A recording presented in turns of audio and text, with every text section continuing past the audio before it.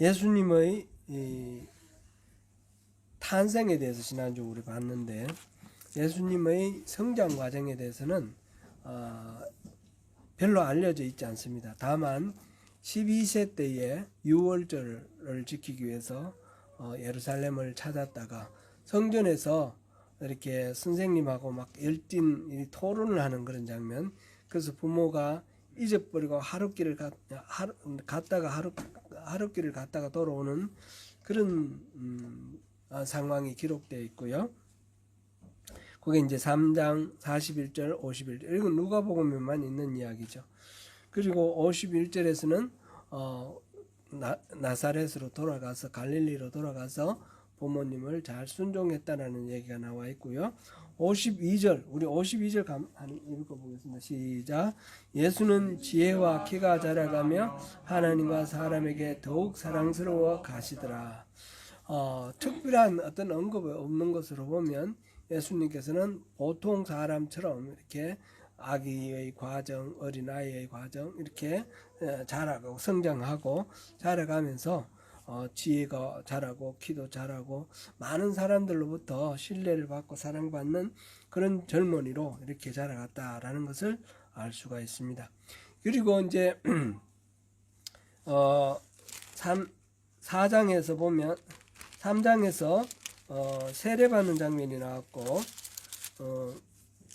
요단강가에서 세례 요한에게 세례를 받고, 4장에 가서는 광야에서 시험을 받으면서 40일 동안 금식하고 시험을 받는 그런 장면이 나와 있었고, 그리고 이제 본격적으로 공생애, 공적인 사역을 시작을 합니다.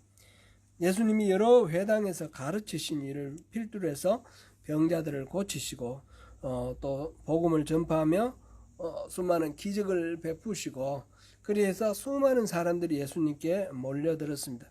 그래서 사람들은 그분이 행하시는 그 기적을 보고도 놀라기도 하고, 그분이 가르치는 그 가르침의 권위에 또 놀라기도 하고, 그러면서 예수님을 쫓습니다. 그런 모임 무리들 중에 예수님께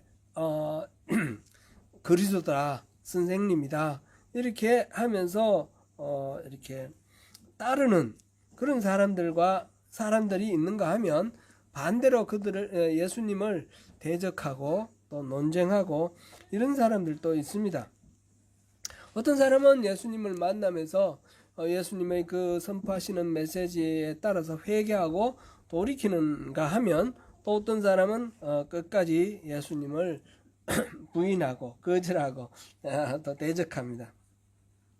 누가는 오늘 본문을 중심으로 해서 다섯 차례의 논쟁을 기록하고 있는데요. 우리 한이가 여기 올라오고 싶어요? 응? 한번 안아줄까요? 안아줘. 이리 와보세요. 아이고 우리 한이 내가 한이 안고 설교하는 게 꿈이었는데. 아니 여기는 뭐예요? 보고 우리 한번 봅시다.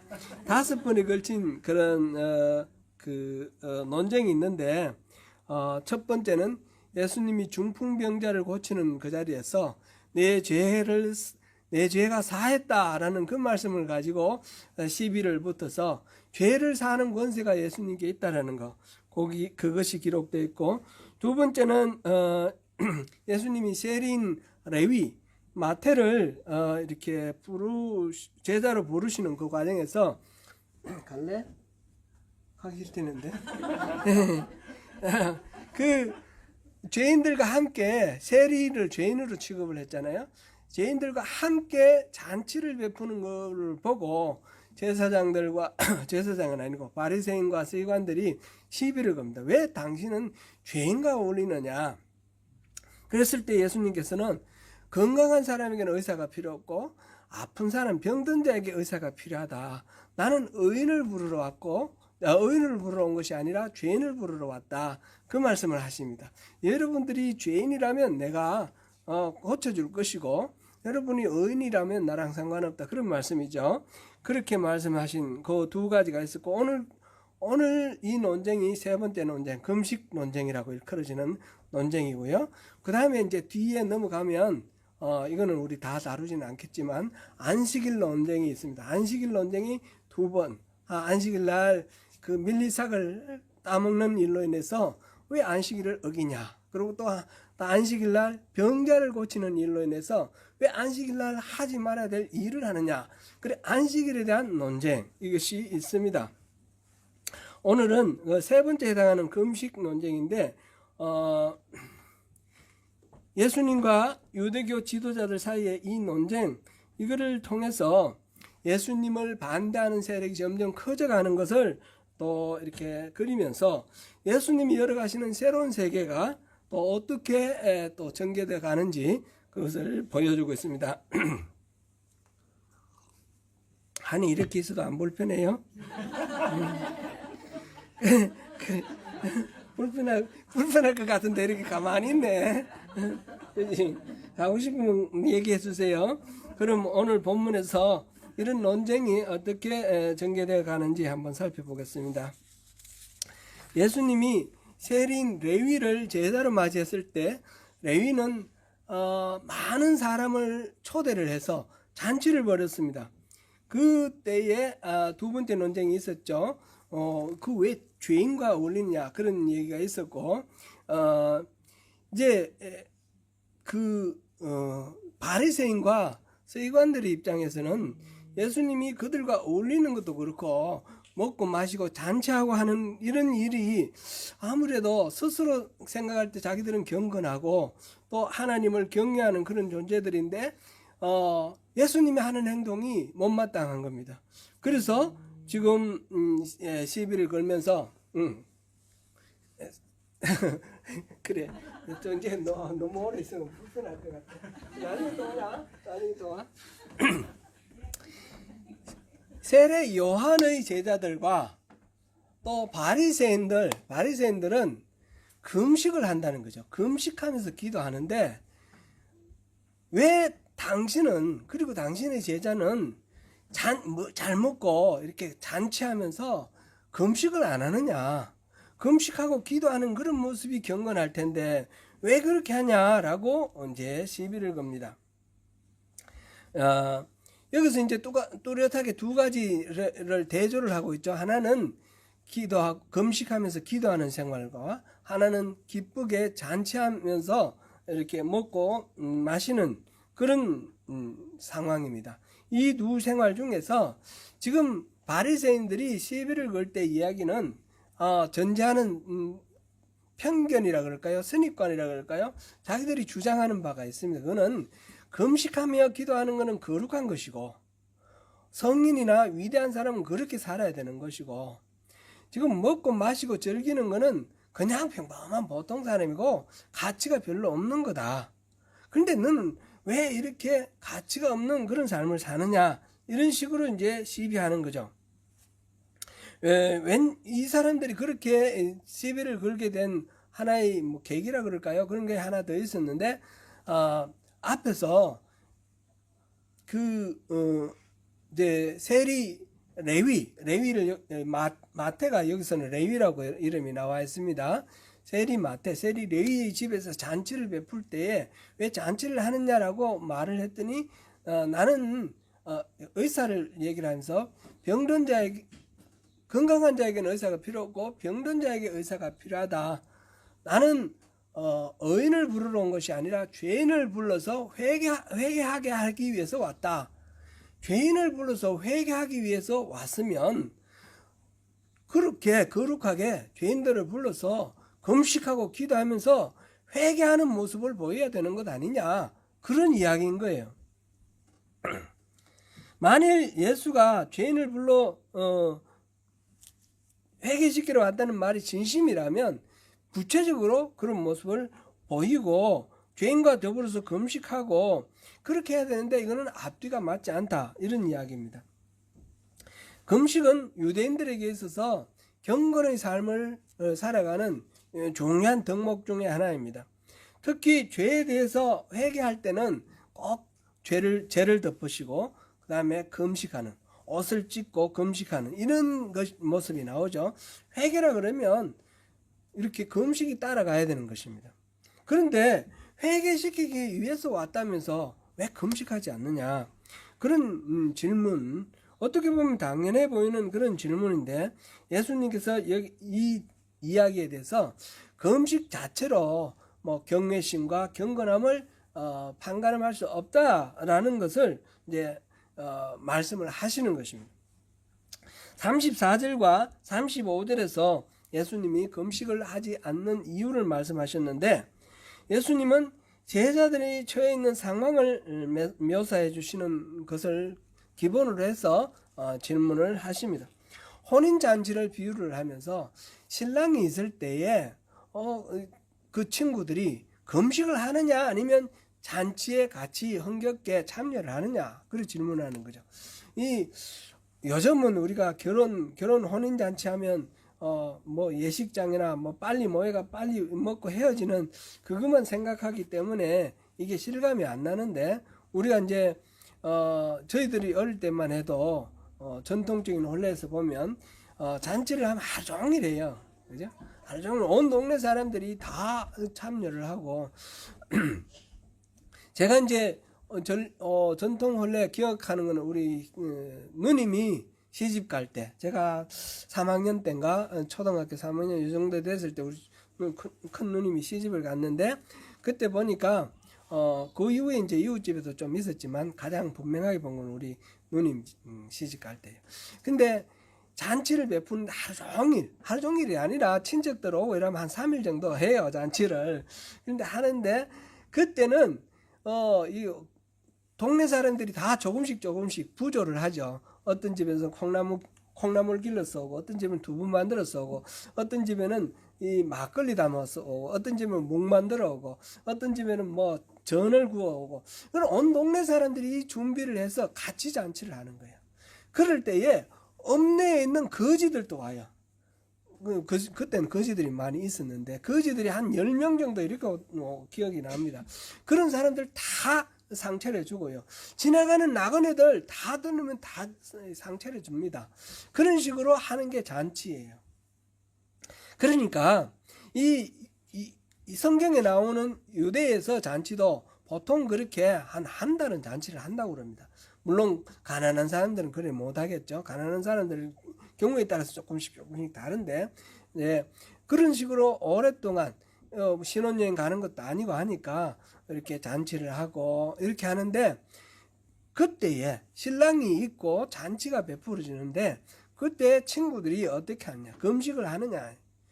그럴 때는 금식 안 한다는 거죠. 같이 흥겹게 먹고 마시며 노래하고 춤추고, 이것이 축하하는 기본적인 자세죠.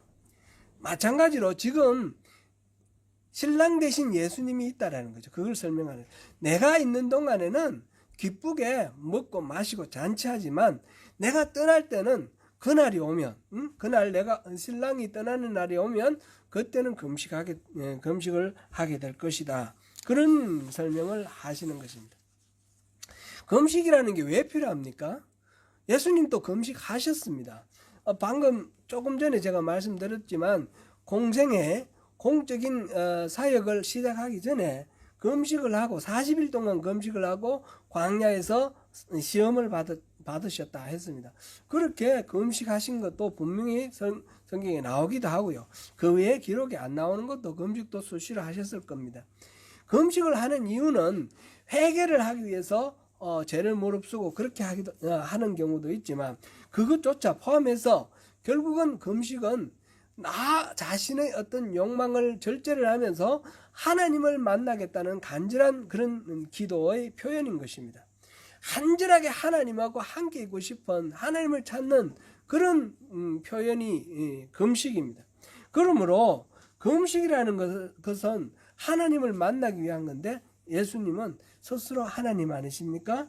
인간의 육신을 입고 오신 하나님이시기 때문에 금식을 통해서 하나님의 뜻을 아는 것인데, 살아계신 예수님과 같이 있을 때 같이 예수님과 함께 호흡하는 것이 가장 좋은, 그거는 금식 안 하고도 금식의 효과를 이룰 수 있는 그런 기도의 모습이죠. 그러나 이제 예수님께서 그 날이 되면, 신랑이 떠나는 날이 되면 금식할 때가 올 것이다 말씀하셨는데, 그 날이 되면 금식을 해야 되죠. 오늘날을 우리는 어떻습니까? 우리는 예수님이 바로 옆에 계시지는 않습니다. 그래서 금식을 해야 됩니다. 그러나 예수님은 우리 안에 계십니다. 그렇기 때문에 금식 안 해도 됩니다. 금식을 할 수도 있고 안 할 수도 있고, 금식 자체가 목적이 아닌 겁니다. 그 이전에는, 구약시대 예수님이 오시기 전에는 금식을 함으로써 전심으로 하나님을 향하는 자기 절제의 그런 시간이 필요했지만, 오늘날은 그런 차원이 아니라 하나님과의 만남을 위해서 금식할 수도 있고 안 할 수도 있고, 자기의 욕망이 이렇게 무절제하게 흘러갈 때 그걸 절제하기 위해서 스스로 결단하고 금식할 수도 있습니다. 그렇지 않으면 우리는 또 건강하게 또 잘 먹으면서 하나님을 만날 수도 있습니다. 제가 이제 이렇게 생각해 보니까 금식을 한 게 한 2년 전에 마지막으로 한 것 같아요. 그것도 한 3일 금식, 그 정도밖에 안 돼요. 이제 지금은 금식을 하면 건강이 급속히 악화됩니다. 그렇기 때문에 그런데도 불구하고 막 금식하고 이렇게 하는 거는 하나님께 기쁨을 드리는 것이 아니라 염려를 끼쳐 드리는 것 같아요. 그러니까 몸이 건강하게 유지되는 범위 내에서 이렇게 해야 되는 것이고, 금식 자체가 나는 이 정도야 그러면서 어떤 옛날에 부흥사 이렇게 안내하는데 보면 40일 금식 3회 뭐 이렇게 막 써놓고 막, 그거는 금식이 뭐예요? 자기의 공덕을 쌓는 거잖아요. 이거는 하나님하고 아무 상관없는 거예요. 금식은 하나님 만나기 위해서 그런 건데, 자기 공덕을 쌓고 자기의 어떤 업적을 자랑하기 위해서 그렇게 금식한다면 그거는 하나님하고 상관없는 거죠. 그런 식으로 금식하는 것은 아무 의미가 없습니다. 마태복음 6장 16절에서 18절에서 금식을 얘기를 하시면서, 금식할 때는 머리에 기름도 바르고 얼굴 반짝반짝하게 하라고 그랬어요. 사람들에게 보이려고 금식하는 것은 아무 의미가 없다. 오히려 사람들에게는 내색하지 않고 아무렇지도 않은 것처럼 그렇게 하라, 그런 말씀이 있죠.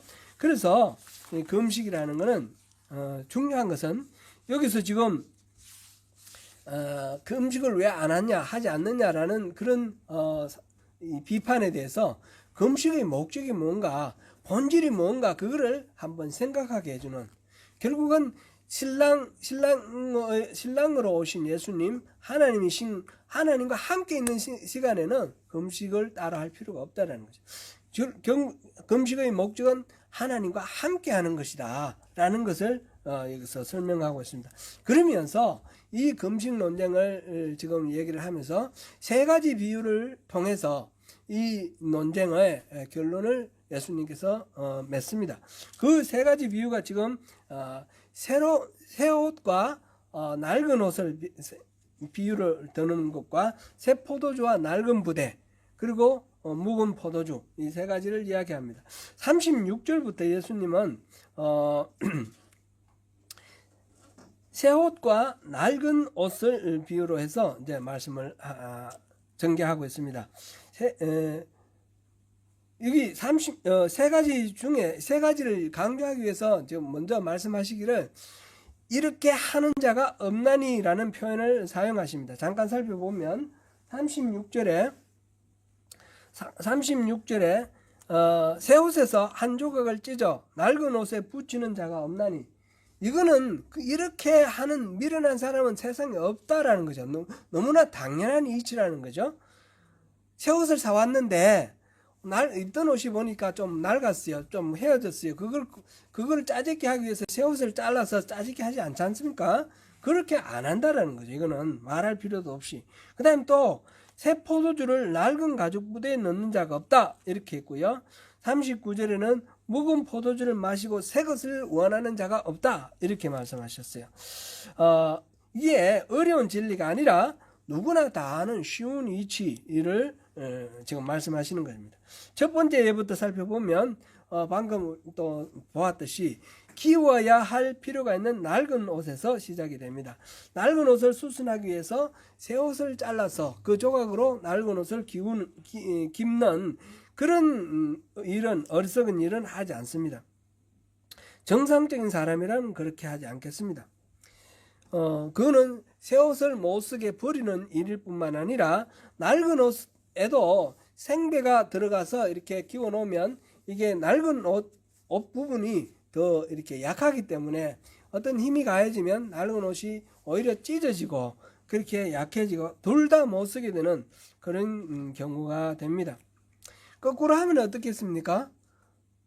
만약 새 옷을 입고 있다가 보니까 안 입고 내버린 옷이 있는데 못에 걸려서 찢어졌어요. 그러면 뭐라 그러죠? 이게 짜집기를 하려고 그러는데 똑같은 색깔의 헌 옷이 있으면 어떻게 합니까? 그건 잘라서 해도 됩니까? 되겠죠? 지금 여기서 얘기하는 거는 지금 그걸 잘 구분을 해야 됩니다. 낡은 옷을 수선해서 쓰기 위해서 새 옷을 망가뜨리지는 않는다라는 그런 이야기입니다. 그 다음에 두 번째 예는 새 포도주와 낡은 가죽 부대에 대한 이야기입니다. 이 당시에는 통 같은 게 플라스틱 통이나 또는 이렇게 유리병이나 이런 것들이 잘 발달되지 않았기 때문에 그랬던 것 같은데, 포도주를 담글 때에 양가죽이나 소가죽으로 만든 부대에 포도주를 담았습니다. 이거는 요즘은 이렇게 영화 같은 데 이런 데 보면, 서양 영화 같은 데 보면 통나무로 이렇게 나무로 만든 통 같은 데다가 포도주를 담고 그렇기도 하는데, 가죽 부대로 이렇게 담으면 이 포도주가 반료를 할 때 이 포도가 이 반료를 해서 술이 될 때에 이 포도당이 화학적 변화를 일으킬 때 이산화탄소를 만든다고 합니다. 그래서 이산화탄소인지 뭔지 몰라도 우리 알죠. 반료를 하면 가스가 나오지 않습니까?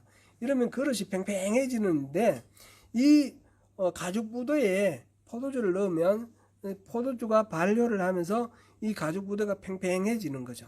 그런데 새 푸대에 넣으면 이 새 가죽 부대는 신축성이 있어서 이렇게 늘어나는데, 만약 이거 낡은 부대에 이 포도주를 넣으면 이 낡은 부대는 이미 한번 팽창했던 거기 때문에 신축성이 없어서 터져버린다는 거죠. 그럼 포도주도 버리고 부대도 버리고, 그러니까 사람들은 낡은 부대에 새 포도주를 넣지 않는다는 거죠. 새 포도주를 담을 때에 낡은 부대에 담는 사람이 없다라는 겁니다. 그건 누구나 다 아는 내용이죠. 그 비유를 말씀하십니다. 그래서 새 포도주를 담으려면 반드시 새 부대에 담는다.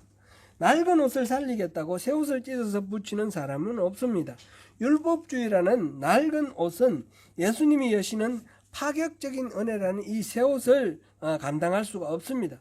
또한 새 포도주는 새 부대에 담아야 합니다. 낡은 부대는 터져버리기 때문입니다. 이거는 상식입니다. 여기서 이 술은 그릇 속에 담는 내용입니다. 그죠? 내용. 그리고 이 부대는 형식입니다. 지금 새 옷과 낡은 옷, 새 술과 새 포도주, 이거는 내용과 형식을 이야기를 합니다. 좋은 내용이 있는데 때묻거나 아니면 오염된 그런 그릇에다가 담으면 이 내용 자체가 다 못 쓰게 되는 것이니까, 그 좋은 내용이 있는 것은 좋은 내용을 담을 수 있을 만한 그릇으로 이렇게 담아야 된다. 이렇게 우리가 이해를 하면 되겠습니다. 그래서 새 술은 새 부대에 담으라, 이 말을 우리가 흔히 많이 쓰는데 새로운 것을 추구하는 그런 의미죠. 근데 무조건 새 것이 좋다, 그런 식으로만 우리가 얘기하기는 조금 난감한 부분이 있습니다. 계속해서 보겠습니다. 유대교와 기독교는 다릅니다.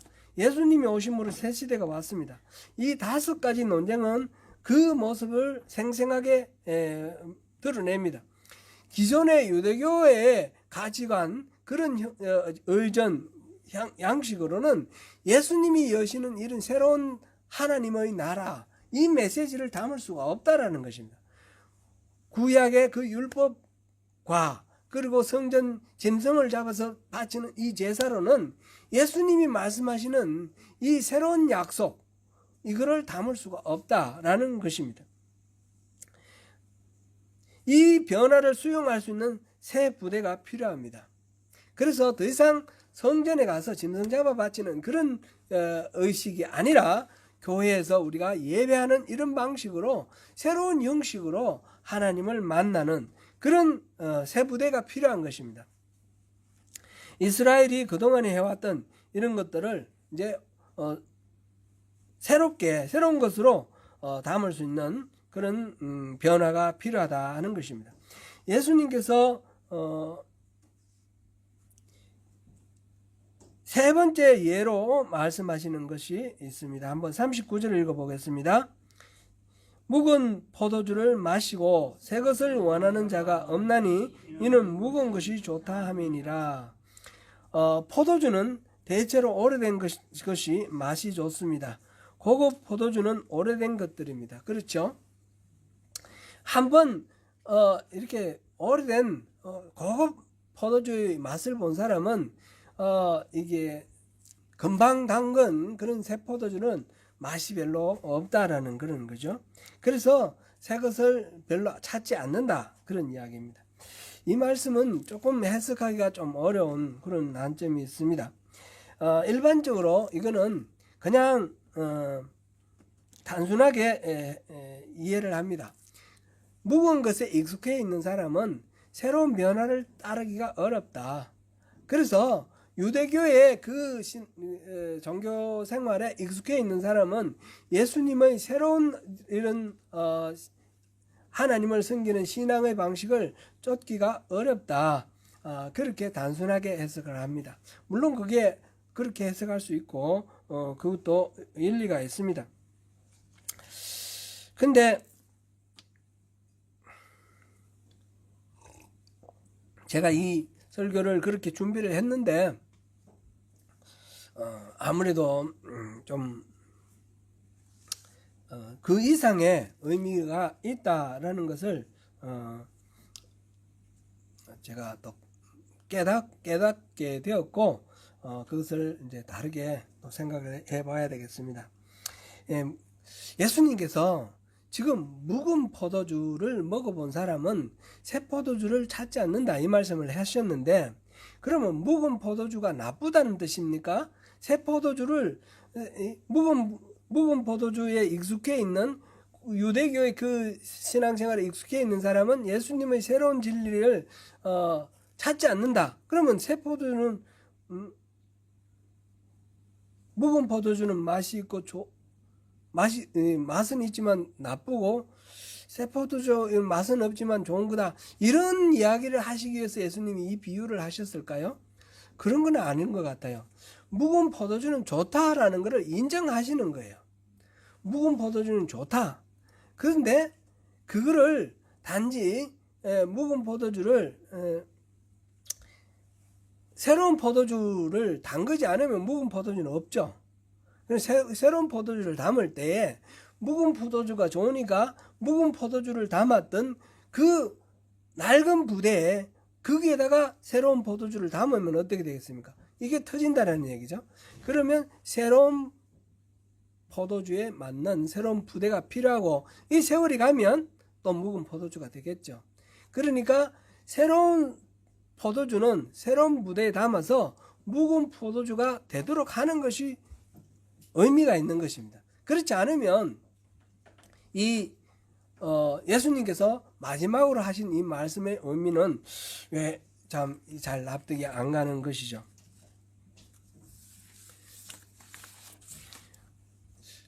저는 우리 흔히 이제 얘기하는 대로 진보를 좋아합니까? 보수를 좋아합니까? 요즘 정치적인 의미로 이게 막 좀 오염이 되어 있기 때문에 그거를 내려놓고 이제 그 말 자체로만 생각을 할 때 진보가 좋습니까? 보수가 좋습니까? 그렇게 얘기를 하면 저는 보수가 좋습니다. 저는 신앙도 보수적인 신앙이 좋습니다. 그러나 보수적인 신앙을 추구를 한다고 해서 맨날 옛날식으로 그렇게 따르는 것을 원하지 않습니다. 미국의 동부에 가면 아미시라는 공동체가 있습니다. 여러분들 혹시 보셨을 겁니다. 영화 도망자라는 해리슨 포드 주연하는 그 영화에 그 배경에 보면 아미시가 나오는데, 그 아미시는 옛날에 한 300년 전에 시대를 살고 있습니다. 그들이 처음 미국으로 이주했을 당시, 그때 마차 타고 전화 전기 이런 거 사용하지 않고 마차 타고, 그 다음에 그 17세기 16세기의 생활 방식을 유지를 합니다.